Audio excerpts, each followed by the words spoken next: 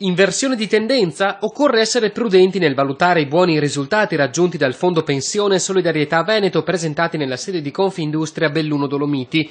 Il fondo è attivo da 24 anni, è indirizzato ai lavoratori dipendenti di grandi, medie e piccole aziende, ma anche a artigiani, lavoratori interinali e liberi professionisti.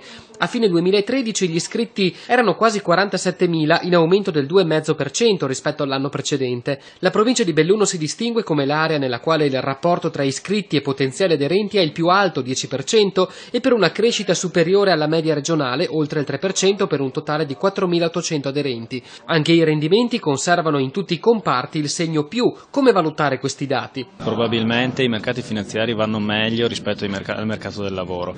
Di questo aspetto diamo una informazione attenta anche ai nostri iscritti, mettendo davanti quello che può essere un futuro come un punto di domanda, in quanto se la finanza si scosta troppo dall'economia reale è chiaro che potrebbero esserci in futuro meccanismi inversi.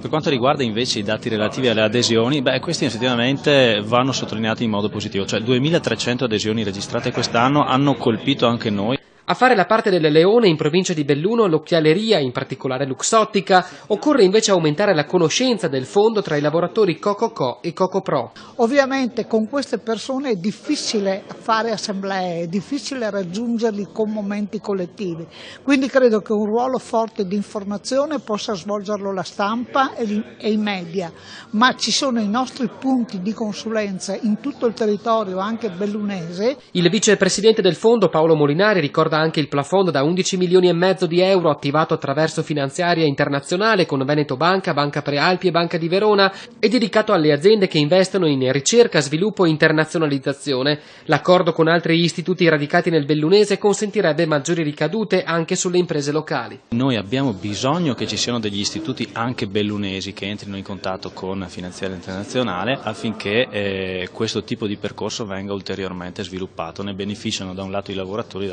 dall'altro lato le aziende.